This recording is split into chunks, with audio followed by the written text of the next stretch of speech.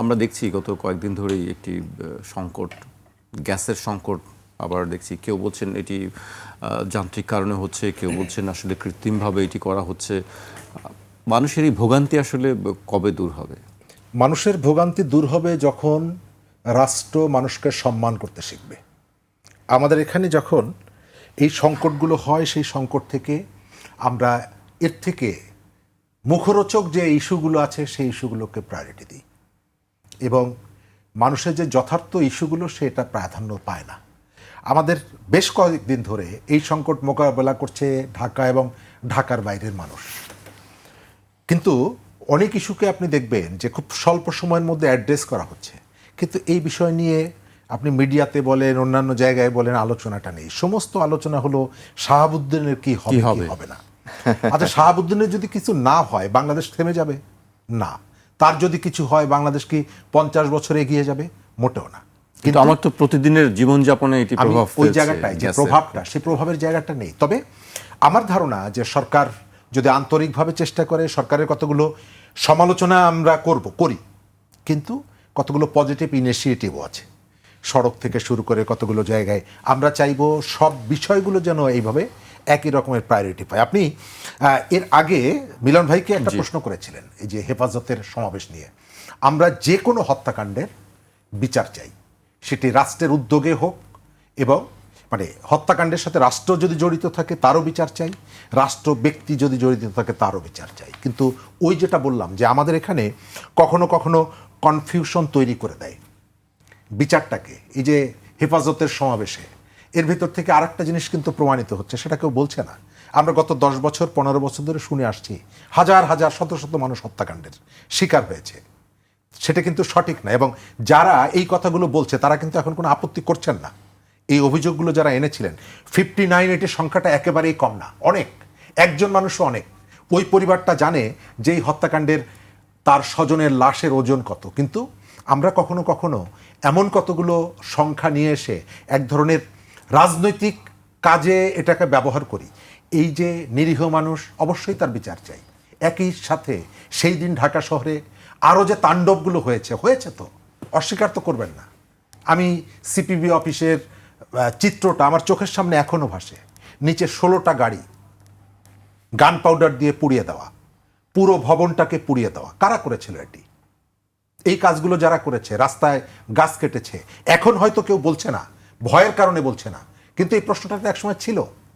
এর পেছনে কারা ভূমিকা রেখেছে এই প্রশ্ন তো একসময় ছিল। এই যে প্রথম আলো, ডেইলি স্টারে কারা আগুন দিয়েছে এখন হয়তো কেউ বলছে না, কিন্তু এক সময় না এক সময় এইটার জন্য যারা দায়িত্বে ছিলেন তাদেরকে জবাবদিহি করতে হবে। নগদ নিয়ে এলো হার না মানা হার অফার। সর্বনিম্ন 10,000 টাকা রেমিটেন্স নগদে পাঠালে থাকছে স্বর্ণের হার জেতার সুযোগ। তাদেরকে জবাবদিহি করতে হবে। আমাদের এখানে হলো কি যে রাজনৈতিক পরিস্থিতি নির্ভর করে আপনি বিচার পাবেন কি পাবেন না। এই যে নিরপেক্ষ বিচারের কথা বলছি, আমি একটা পুরনো জিনিস বারবার দেখছিলাম। হাসানুল হক ইনুর 30 বছরের কারাদণ্ড হয়েছে, আপনি জানেন। বেসিক জায়গা ছিল কি, কুষ্টিয়ায় 6টি হত্যাকাণ্ডের তার সম্পৃক্ততা, সেখান থেকে তিনি খালাস পেয়েছেন সেই মামলায়। আন্দোলনকারীদের সন্ত্রাসী আখ্যা দেওয়া, সেই মামলা থেকেও তিনি খালাস পেয়েছেন। তার সাজা হয়েছে 30 বছরের। একটা মামলা হলো, 3টা মামলার একটা মামলা হলো জামাত নিষিদ্ধের ক্ষেত্রে তিনি ভূমিকা রেখেছিলেন। জামাত সম্পর্কে তো অনেকের ভিন্ন মত আছে।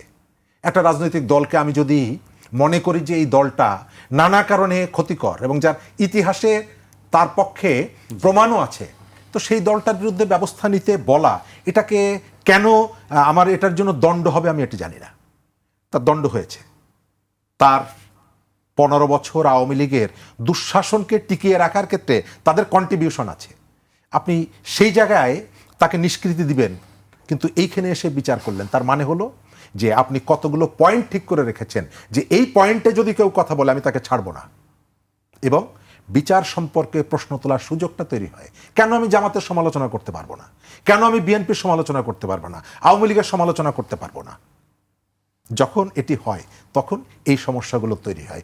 আমরা যে সুযোগটা এসেছে এই যে রাষ্ট্রপতি নিয়োগের ক্ষেত্রে আমরা যেটা শুনছি, আমরা চাই মোহাম্মদ শাহাবুদ্দিন যখন রাষ্ট্রপতির দায়িত্ব নেন, ওবায়দুল কাদের পর্যন্ত জানতো না তার দলটি কাকে মনোনয়ন দিয়েছে রাষ্ট্রপতি পদে। ওবায়দুল কাদের পর্যন্ত জানতেন না। একজন ব্যক্তি ঠিক করেছেন যে কে প্রেসিডেন্ট হবে, কে সেনাপ্রধান হবে, কে কোথায় যাবে। আমরা ওই জায়গা থেকে বের হোক, সেটা আমরা চাই। বিএনপি আলাপ আলোচনার ভিতর থেকে লোক ঠিক করুক, তবে সেটি সম্ভাবনা কতটুক এই সংশয়টা আমার মধ্যে আছে। আমরা গণতান্ত্রিক রূপান্তরের পথে যতটুকু সুযোগ এসেছে সব সুযোগটা যেন আমরা কাজে লাগাতে পারি। শেষ করব, আমি একেবারে শেষ পর্যায়ে চলে এসেছি। আমি মিলন ভাইকে দিয়ে শেষ করতে চাই।